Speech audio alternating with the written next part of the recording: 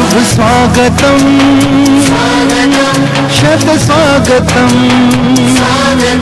शुभ स्वागतम। शीश झुकाकर आप सभी आध्यात्मिक पुरुषों का मैं अभिनंदन करता हूँ। स्वाभाविक रूप से मेरे मन के अंदर ब्रह्मा कुमारी बहनों प्रति एक श्रद्धा और आदर का भाव बढ़ता चला गया। सचमुच ब्रह्मा कुमारी बहनें हमारी कितनी बड़े मन की हैं, कितने बड़े मन की हैं। भविष्य में भी मैं ब्रह्मा कुमारी बहनों के कार्यक्रम में भाग लेता रहूंगा। जीव से शिव की यात्रा हमारी ब्रह्मा कुमारी बहनें उसी योग और उसी संस्कार का मार्ग अपनाती। हमारी हर बहन हर भाई मेडिटेशन के माध्यम से सचमुच अपने जीवन में शिव की प्राप्ति करता है। ब्रह्मा कुमारी बहनों ने कहा, भारत की सीमा में रहने वाले लोग ही हमारे परिवार के सदस्य नहीं हैं, बल्कि पूरे विश्व की धरा पर रहने वाले लोग हमारे परिवार के सदस्य हैं। कितना बड़ा मन है। मैं तो ये देख रहा हूँ, इतना बड़ा परिवार प्रजापिता ब्रह्म कुमारी जी का 140 देशों में जिस संगठन का काम चल रहा हो। भगवान शिव तो सचमुच पीसफुल को एग्जिस्टेंस के प्रतीक है। विविधता में एकता को पूर्ण मनोयोग के साथ भारत ने ग्रहण किया है ब्रह्मा कुमारी ने, और समाज की सेवा के लिए ब्रह्मा कुमारी जो कुछ भी कर रहा है उसकी मैं जितनी भी सराहना करूं वह कम है। आदिवासी और वनवासी क्षेत्रों में भी ये बहनें काम कर रही हैं, नक्सलवाद से प्रभावित क्षेत्रों में भी बहनें काम कर रही हैं। जिस दिन हम ब्रह्मा कुमारी के साथ जुड़ेंगे तो किसी मंदिर में जाकर पूजा करने की अथवा मस्जिद में जाकर इबादत करने की बहुत आवश्यकता नहीं रहेगी। जिस दिन से हम ब्रह्मा कुमारी संस्था के साथ जुड़ जाएंगे, भारत को विश्व के शिखर पर पहुंचने से दुनिया की कोई ताकत रोक नहीं सकती। मैं पूरी तरह से आश्वस्त हूं। संकीर्णताओं को दूर करने में अहम भूमिका यदि कोई निभा सकता है तो हमारी ब्रह्मा कुमारी बहनें निभा सकती। जाति और मजहबी कुरीतियों और अंधविश्वासों से लोगों को बाहर लाने में भी इस ब्रह्म कुमारी संस्था ने जो भूमिका निभाई है उसकी मैं भूरी भूरी प्रशंसा करना चाहता हूँ। सामाजिक समरसता के लक्ष्य को प्राप्त करने से भी हमें दुनिया की कोई ताकत रोक नहीं सकती। क्राइसिस ऑफ क्रेडिबिलिटी, विश्वास का संकट दूर करने में भी यदि कोई जागरूकता पैदा कर सकता है तो हमारी ब्रह्मा कुमारी बहनें पैदा कर सकती है। यह संगठन बहनों भाइयों 140 देशों में काम कर रहा है। आदरणीय दादी जानकी जी और हमारी आदरणीय राजयोगिनी दादी रतन मोहिनी जी ने किस तरीके से इतना बड़ा परिवार संभाल कर रखा है। परस्पर यह स्नेह, परस्पर सौहार्द इतने बड़े परिवार में देखकर तो मैं दंग रह जाता हूं।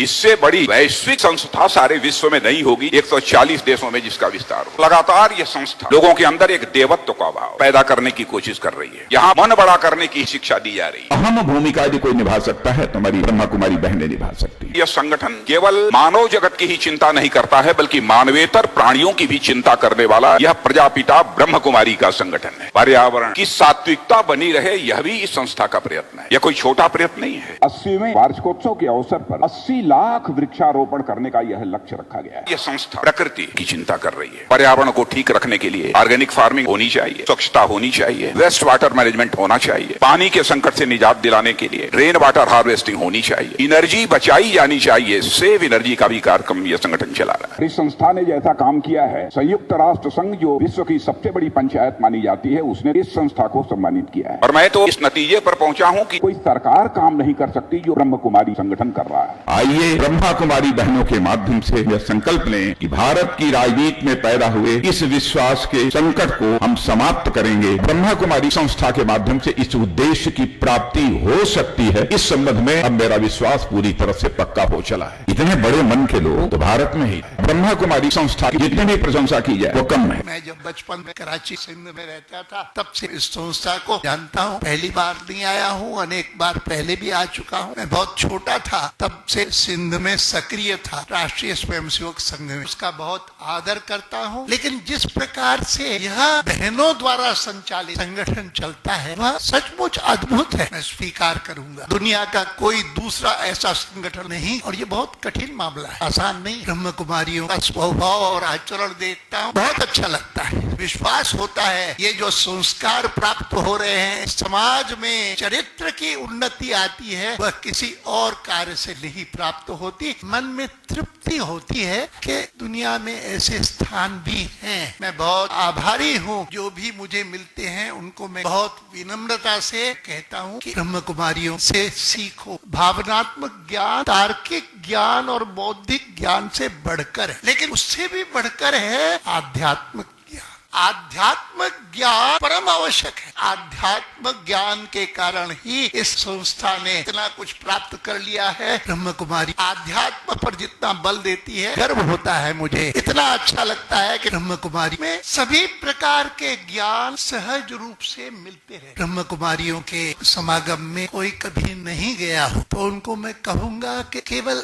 एक बार 15 मिनट आध घंटा आकर के चुपचाप सुने तो फिर से जाने की जरूरत नहीं पड़े। अंतःकरण से धन्यवाद देता हूँ, आपने मुझ में ताकत दे करके कुछ ज्यादा ऊंचा उठने के लिए सहायता दिया और राष्ट्रीय स्वयंसेवक संघ में अधिक अच्छी तरह से करने का सौभाग्य दिया। भाइयों बहनों, हम 7 हफ्ते का निःशुल्क कोर्स लॉन्च कर रहे हैं जिसमें how to charge water, self realisation, God's realisation, tension free life, mind management, art of living healthy, wealthy and happy life, drug de addiction, relationship management, concept of IQ, EQ and SQ, conflict management, self management, leadership, memory management, how to make mind your best friend, time management, स्वामान, योग निद्रा, sleep management, best way to get rid of psychosomatic diseases आदि courses भी included हैं। मुख्य रूप से इसमें ये बातें बताई जाएंगी। हम कौन हैं, हम कहां से आए हैं, मुक्ति, जीवन मुक्ति और मोक्ष में क्या अंतर है, क्या सचमुच नदी में नहाने से पाप कटते हैं, अगर शिव और शंकर एक ही हैं तो हम कभी शंकरालय, शंकरलिंग, शंकर रात्रि, ओम नमो शंकराय या सत्यम शंकरम सुंदरम क्यों नहीं कहते। शिवरात्रि कैसे दुनिया का सबसे महत्वपूर्ण त्योहार है। शिव बाबा कैसे 1936 से ब्रह्मा द्वारा सतयुग की जी यानी जनरेशन, विष्णु द्वारा सतयुग की ओ यानी ऑपरेशन और शंकर द्वारा कलयुग का डी यानी डिस्ट्रक्शन कर रहे हैं। इसीलिए परमात्मा को गॉड कहा जाता है। परमात्मा को कण कण में व्यापक मानना उनकी महिमा करना है या घोर अपमान और हम भारतवासियों की दुर्दशा का सबसे बड़ा कारण है। क्या परमात्मा नाम रूप से न्यारे हैं या उनका नाम और रूप हम सबसे न्यारा है। आत्मा को परमात्मा का अंश मानना या आत्मा परमात्मा में समा जाती है ये मानना कैसे बहुत बड़ी मूर्खता है। हम सबके कैसे एक नहीं बल्कि दो पिता हैं। शिव भगवान धरती पे आए हुए हैं और वे बहुत जल्द बाकी बचा 5% कार्य पूरा करके वापस लौटने वाले हैं। क्या ये सत्य है कि जो मात्र 1 घंटा शिव बाबा के नाम पे रोज निकाल रहे हैं उन सबको शिव बाबा 21 जन्मों यानी 2500 वर्षों के लिए जायदाद बांट रहे हैं। गॉड, अल्लाह, वाहेगुरु, ईश्वर आदि एक ही ज्योति बिंदु शिव बाबा के नाम है, जिसके लिए हजरत मोहम्मद ने अल्लाह एक नूर, क्राइस्ट ने God is light, Guru Nanak ji ने एक ओंकार निराकार कहा है, जिसने मोसेस को सिनाई पर्वत पर 10 आज्ञाएं दी, जिसे यहूदी धर्म की 10 प्रमुख शिक्षाएं माना जाता है। आपके पूरे 84 जन्मों की सच्ची कहानी भी सुनाई जाएगी। यही भारत सतयुग त्रेता में स्वर्ग और द्वापर कलयुग में नरक कहलाता है। क्या ये सच है कि परमात्मा ने ही ब्राह्मण, देवता, क्षत्रिय, वैश्य, शूद्र आदि वर्ण बनाकर मनुष्यों में भेदभाव फैलाया है। किस युग से पाप, दुख, भक्ति, शास्त्र लिखना आदि शुरू हुए। स्वस्तिका के चिन्ह को क्यों शुभ माना जाता है। सतयुग, त्रेता, द्वापर, कलयुग चारों युग बराबर 1250 साल के हैं, लेकिन कैसे कलयुग की अवधि को 360 से गुणा करके और द्वापर को कली से दुगुना, त्रेता को तिगुना और सतयुग को 4 गुना मानकर हर युग को लाखों साल का बना के 5000 साल के कल्प को 43,20,000 साल का बना दिया गया है। जिसके अनुसार अब भी जब इतने बॉम्ब, मिसाइल्स आदि बन गए हैं कि पृथ्वी का 100 बार विनाश संभव है, ये कहा जा रहा है कि कलयुग 40,000 साल और चलेगा। इस प्रकार से भोले भाले आम इंसान को अज्ञानता की नींद में सुला दिया गया है। कुछ ही वर्षों बाद होने वाले महाविनाश के बाद कौन सा एकमात्र देश बच जाएगा और क्यों। दुनिया के सभी धर्मों को एक पेड़ के माध्यम से कैसे समझ सकते हैं। हम कौन से आसान पुरुषार्थ से नर से श्री नारायण और नारी से श्री लक्ष्मी बन सकते हैं। दुनिया का एकमात्र खुली आंखों से किया जाने वाला राज योग मेडिटेशन जो कि अति आसान है, से कैसे हम 8 शक्तियाँ प्राप्त कर सकते हैं। घर में रहते हुए भी कैसे हम कमल फूल समान निर्लिप्त रह सकते हैं। कैसे लक्ष्य शब्द को गलती से लाख मानने के कारण हमने ये मान लिया है कि मनुष्य आत्मा को पापों की सजा भोगने के लिए 84 लाख योनियों में भटकना पड़ता है, जो कि सरासर झूठ है। गीता के भगवान के लक्षण है कि मैं अजन्मा, अकाल मूर्त, अभोक्ता, सर्व का मात पिता, गुरु, शिक्षक, मनुष्य सृष्टि रूपी उल्टे वृक्ष का बीज रूप हूँ। मेरा साधारण रूप देख मूढ़मती लोग मुझे तुच्छ समझते हैं, लेकिन श्री कृष्ण की तो जन्म मृत्यु हुई थी, वे तो भोजन आदि भोगते थे, उनके तो माता पिता, गुरु, शिक्षक सब थे और वे तो अति सुंदर थे। तो आखिर गीता के भगवान कौन है। क्या शांति के सागर परमात्मा ने हिंसक युद्ध कराया होगा। यदि हाँ, तो गीता में क्यों मात्र 2% श्लोकों में ही हिंसा का वर्णन है। क्यों 98% श्लोक आध्यात्मिक ज्ञान से भरपूर है। भगवान ने तो कहा है कि तू मेरी याद में भी रह और युद्ध भी कर। क्या प्रभु की याद में हिंसक युद्ध संभव है या बुराइयों से अहिंसक युद्ध संभव है। गीता के भगवान के महावाक्य हैं कि जब जब धर्म की अति ग्लानि होती है तब तब मैं अवतरित होता हूँ। संभव है युग युग में, परंतु युग तो 4 ही होते हैं, यानी अधिक से अधिक भगवान के अवतार भी 4 ही होने चाहिए। तो क्या 24 अवतार मानना मिथ्या है। क्या कुरुक्षेत्र जिसमें मात्र 10.5 लाख लोग रहते हैं, वहाँ 166 करोड़ लोग यानी भारत पाकिस्तान दोनों देशों में मिला के जितने लोग रहते हैं उतने लोग युद्ध में मरे होंगे जानेंगे क्या ये सत्य है कि महाविनाश के बाद श्री कृष्ण जी फिर से आ रहे हैं। इसके अलावा होली, दिवाली आदि हर त्योहार और गीता, रामायण, भागवत आदि हर शास्त्र का सत्य रहस्य भी आपको बताया जाएगा। यदि आप भी इस 7 हफ्ते के निःशुल्क कोर्स को जूम के जरिए करना चाहते हैं, जो कि इंग्लिश, हिंदी और स्पेनिश में अवेलेबल है, तो अपना नाम और मोबाइल नंबर इस ईमेल आईडी पर भेजिए। कृपया तुरंत इस वीडियो को लाइक कीजिए, ज्यादा से ज्यादा लोगों से शेयर कीजिए तथा इस चैनल को सब्सक्राइब कर बेल आइकॉन क्लिक करके ऑल कीजिए, ताकि बिना मेहनत के हर वीडियो आपको मिलती रहे। ओम शांति।